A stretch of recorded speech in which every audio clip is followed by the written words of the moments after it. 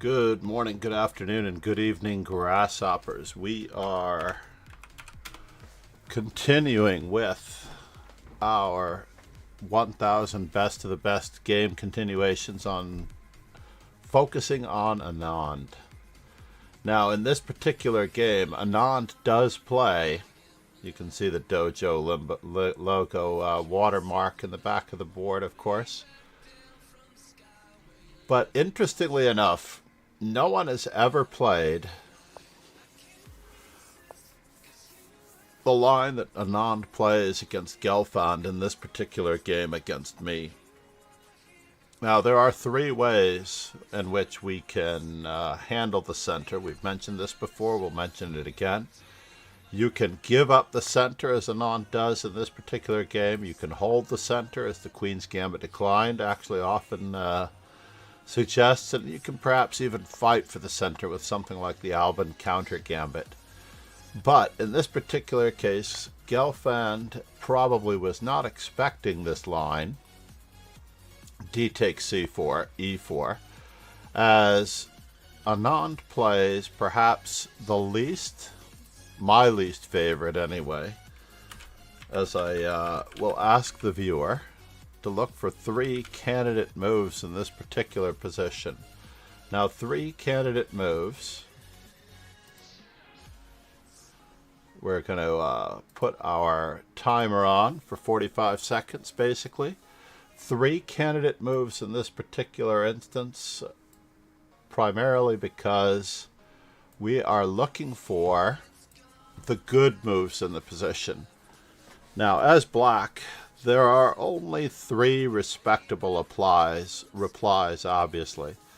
And it is curious to me if everyone can find them. The one which Anand plays is not my favorite, and it's not among the top three best continuations. But no one has ever played it against me, and it is relatively scary to face.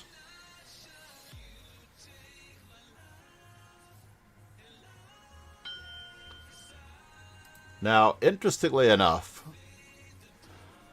I think I have faced most often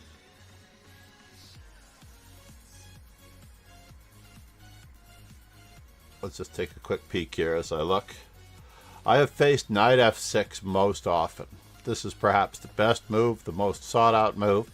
The number one reason why everyone plays knight f3 against the Queen's Gambit accepted is because after e4, e5 is a terrifically good move as well. The game does become a pure gambit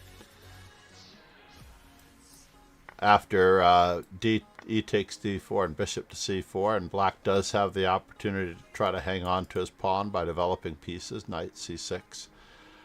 And lastly, black can try to hang on to the pawn using b5. Interestingly enough, the move that is played by Anand in this game against Gelfand c5, I also saw played by Kramnik as black at one point. And it does scare the daylights out of me because, for whatever reason, after knight f6, knight c3, the move b5 does try to hang on to the pawn. The most steady move for white is played, bishop f4.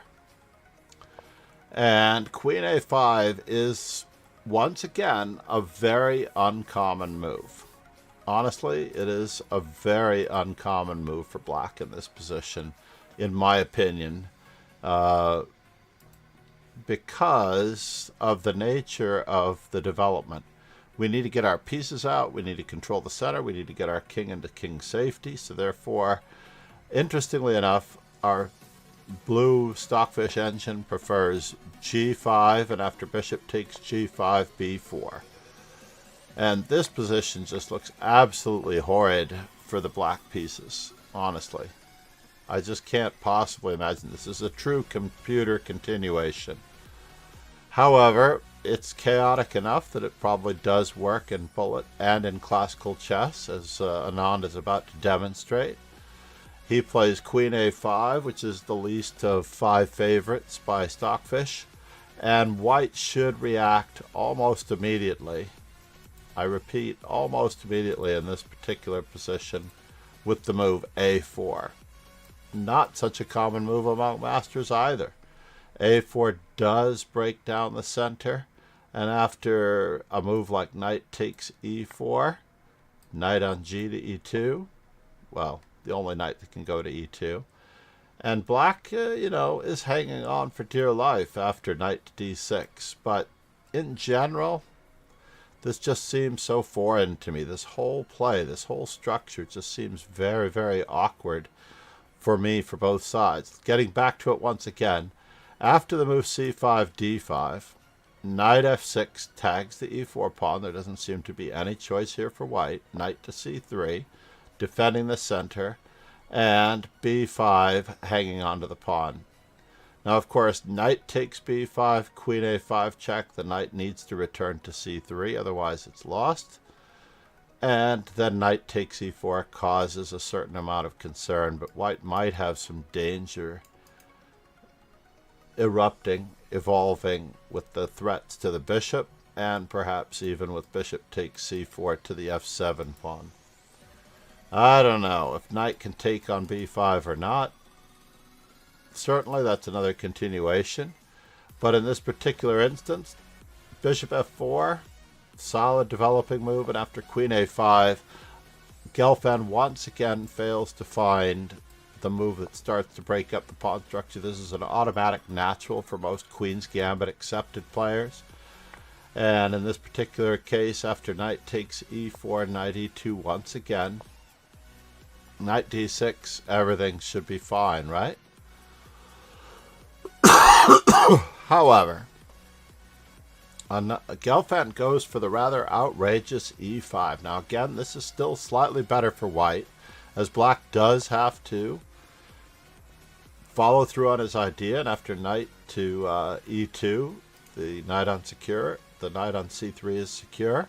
Black now immediately goes in for placing a knight on b4, and once again, Gelfand shows a little bit of a lack of knowledge of breaking up the queenside structure, which is a4. And after knight to b4, while this does seem extremely dangerous, we can counterattack the queen on a5 immediately.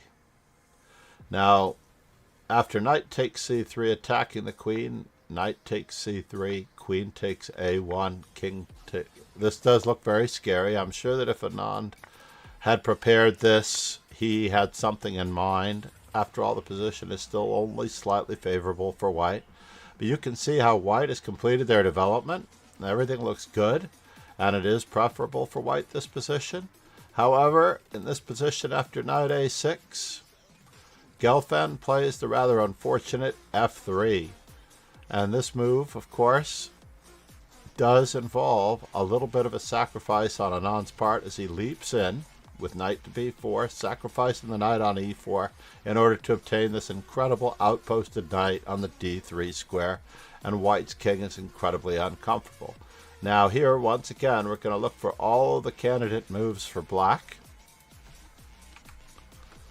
And after all, we do have to consider activating all of our pieces, getting our king safe, and of course, in some way, shape, or form, continuing the fight for the center.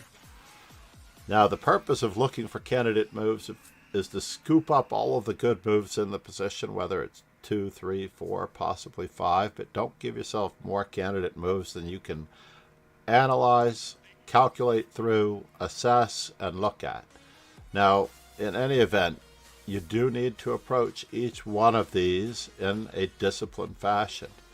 So, as it turns out, personally, I might never consider knight takes f4. It helps white's knight reach the center. It gives up on our knight. Knight takes pawn seems a little extreme. After all, we don't need to go pawn grabbing.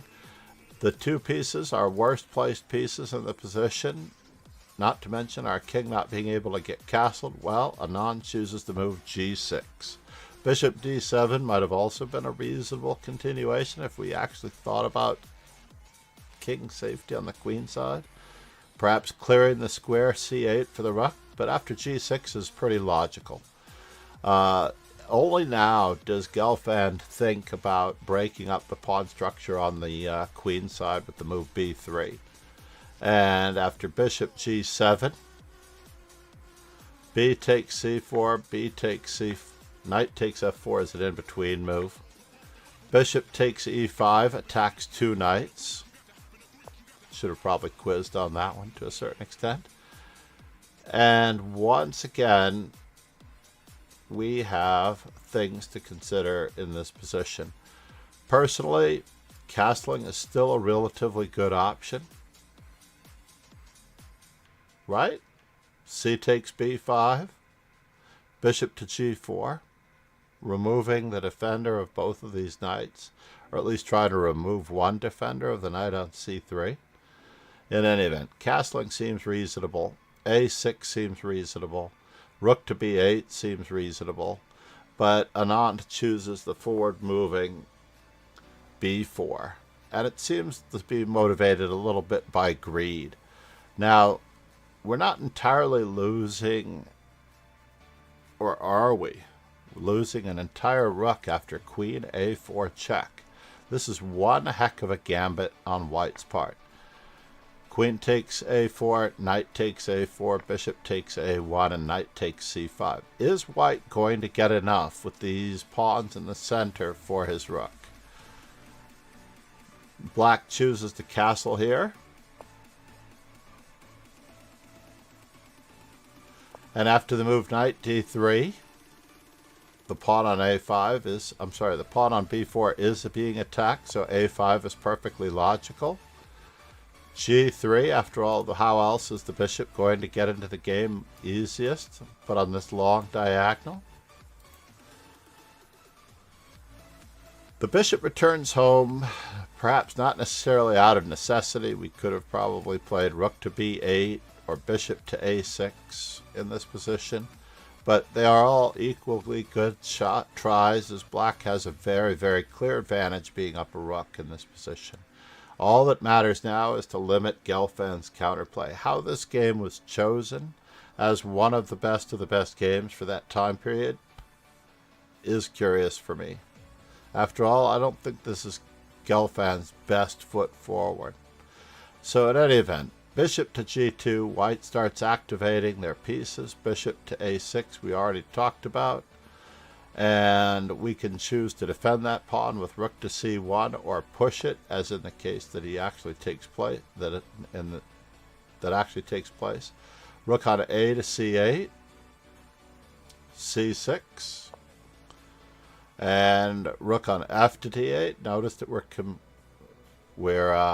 in full command of all of our pieces here. White finally places his last major piece, the only remaining major piece, as black is up an exchange in this position. You can just do some accounting here. There are two knights and a bishop versus two bishops and a rook. We have 6 pawns for black and 7 pawns, 6 pawns for white. A little bit of hallucination there on my part. In any event, white actually chooses the move to defend against bishop h6 check, knight on e to f4. Bishop takes d3, king takes d3, and in this position, trying to take advantage of the pin seems reasonable. e5. Now, at this very moment, it seems as though white's losing material. There's just no way to capture en passant because the pawn is pinned. We cannot push the pawn as it's lost. We can't move our knight since there's a rook behind it. And as it turns out, when the king moves away, white is now down a full rook, and he chooses to try to get his pawns moving forward immediately. F takes g3 is met by e5. This is absolutely, he's burnt his bridges. And now black to move in order to deal with the onslaught of the pawns. Candidate moves for black.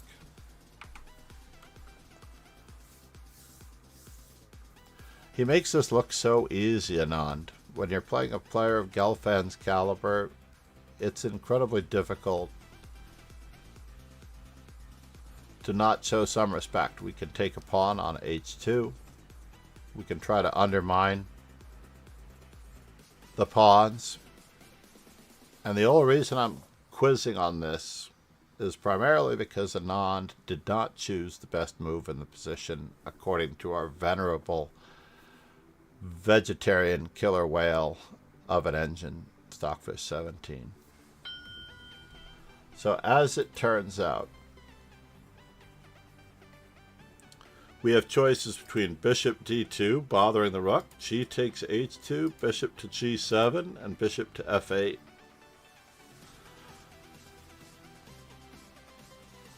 I don't think it's very reasonable to assume that we can start shoving these pawns anytime soon. But bishop d2 does lend itself in that direction.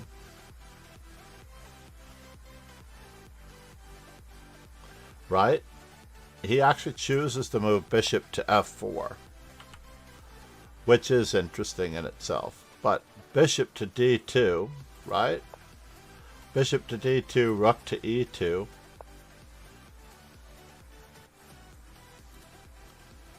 G takes h2 is cunningly directed against a very smooth tactic. You may pause for a second for yourself. As you can see that in this position, there is a problem because the rook is unprotected of taking the pawn on c6 with check. And although d takes c6, rook to the second rank is also threatening to get behind this pawn to prevent it from promoting. So we're not really losing any material in this position.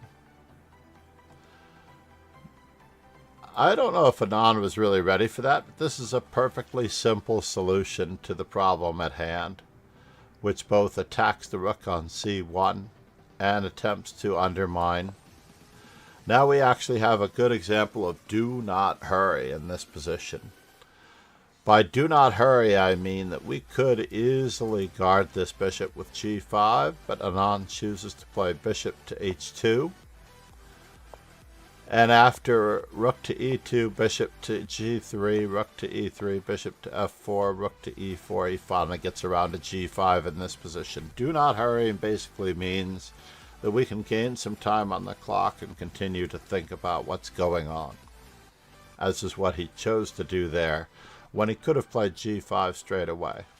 I don't necessarily know that this is any less precarious a position for our rooks, while that bishop is bearing down on these white squares. In any event, after the move king to c5, we once again have to consider what is going on, and we're going to consider three candidate moves once again in this position.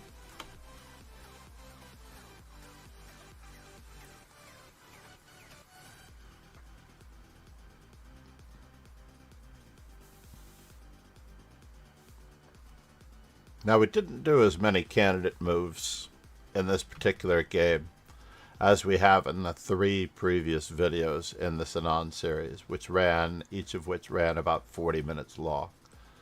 I was actually trying to speed this one up just a little bit,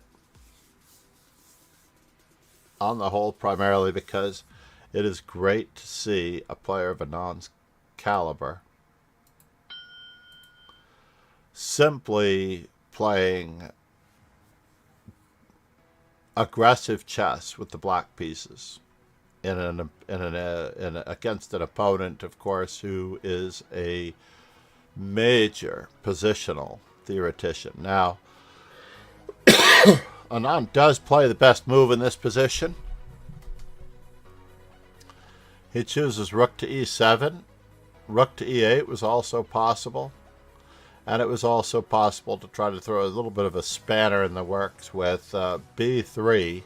And after a takes b3, we could continue on our regularly scheduled programming with rook to e7. But I don't think that b3 is a logical move by any means, unless we had the option of playing a rook to the fourth rank and trying to round up that king. But rook to e7 was played.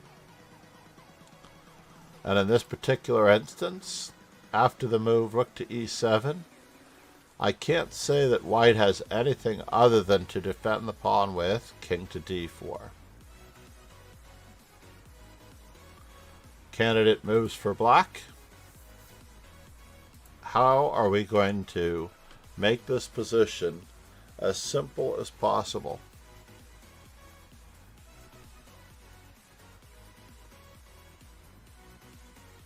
We are up a rook. We do have bishops of opposite colors, that is a thing. However, we do have to think about undermining white's stronghold with these pawns. The move d6 could well be coming. And our rook will be in the lurch on e7.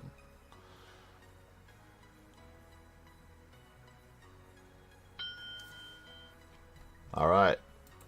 Now, it's not so important that you get the move that Anand played, but if you get the moves that are the best in the position amongst your candidate move choices, that is really what it's all about.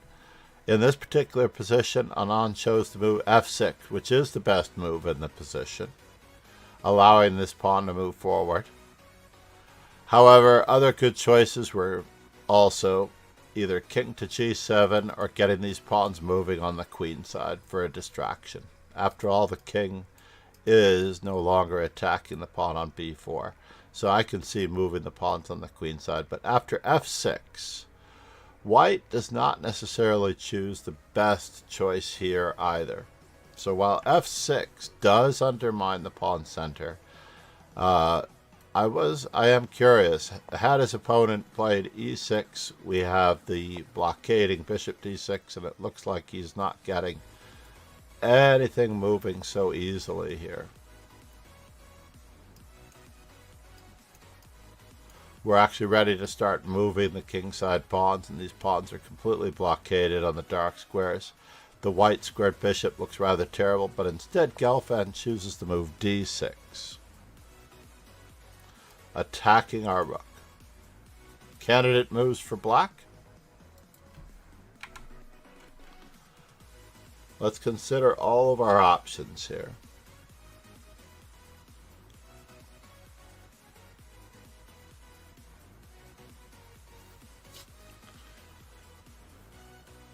Now, most young players, unfortunately, will move the rook that's being attacked.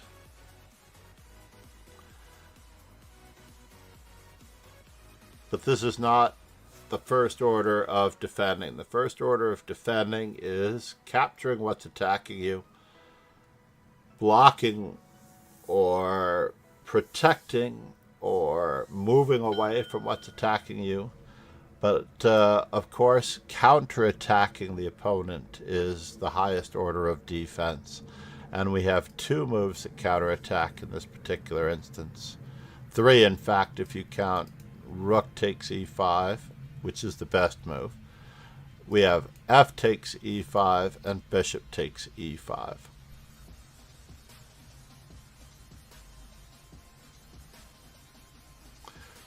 In this particular case, Anand does not necessarily choose the best move in the position, rook takes e5, because I'm positive that he was concerned about the two pawns reaching the 7th rank, although that's not really a worry with the help of this bishop blockading. Said. Good morning, Randy. Good to see you.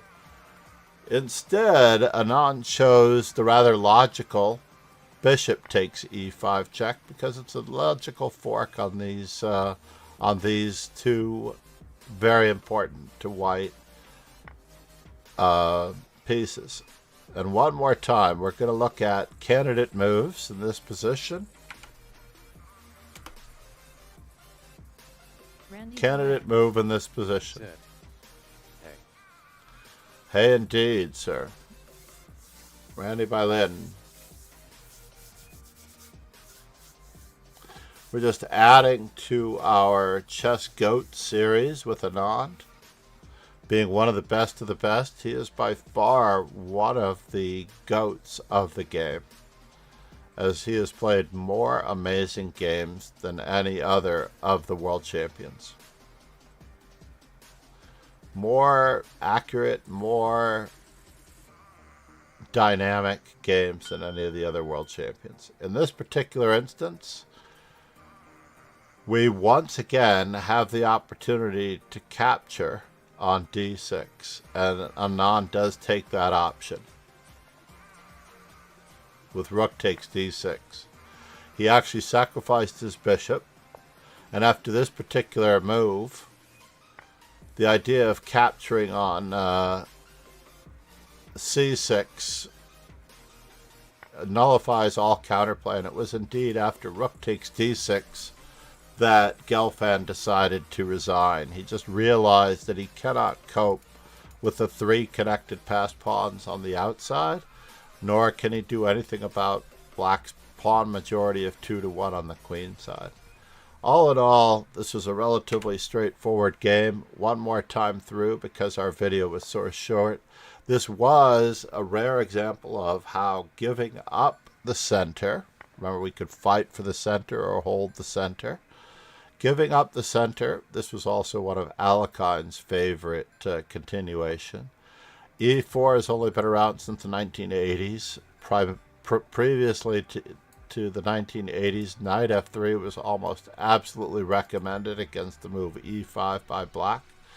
So in this particular case, e4 being the most aggressive move for white, c5 being extremely interesting, but not necessarily one of the top 3 choices against the Queen's Gambit accepted. Knight f6 tags the center, it's defended, b5 hangs onto the pawn with the help of the e4 pawn being undefended. Bishop f4, rapid development is the order of the day. Certainly white could continue with knight f3 or e5 in this position. I think I might have to consider e5 myself if I were to play this way. b4, e takes f6. And after bishop f4, queen a5. Certainly a very interesting move when black has moves along the lines of a6 or g5 available to him. Queen a5, e5, not necessarily the best move. We already discussed it, and a4 was easily the best option. And after e5, knight e4, knight e2, knight a6, white once again misses the opportunity to play a4. And instead opts for the unfortunate f3. And then black goes in for a piece sacrifice, which actually results in quite a bit of counterplay against a very uncomfortable king in the center, and it doesn't seem, I'm positive that he calculated all of this out with those 2 targets on the board. There's no way to save that rook. So he's only down the exchange. Remember, he sacrificed a piece. And after consolidating his advantage, first with the rook on a8, then the rook on f8, this move forced quite handily everything that was going on this line. And after knight on e to f4, bishop takes d3, we actually get to take advantage of the pin. This position, white probably had to just go for counterplay against these pawns, but instead chose to move king to c4. And after e takes f4, rook to e1, g to f takes g3, e5, bishop f4. There just wasn't much to be said in this position. There was a little bit of a struggle, perhaps in time trouble before the move 40 mark, but this move certainly undermined the entirety of white's defenses. And then we just take away all these pawns, and there's nothing left for white to look at. Thanks everyone for being here. I know this was sub-only chat, but Anand, super nice guy, ferocious chess, the tiger from Madras.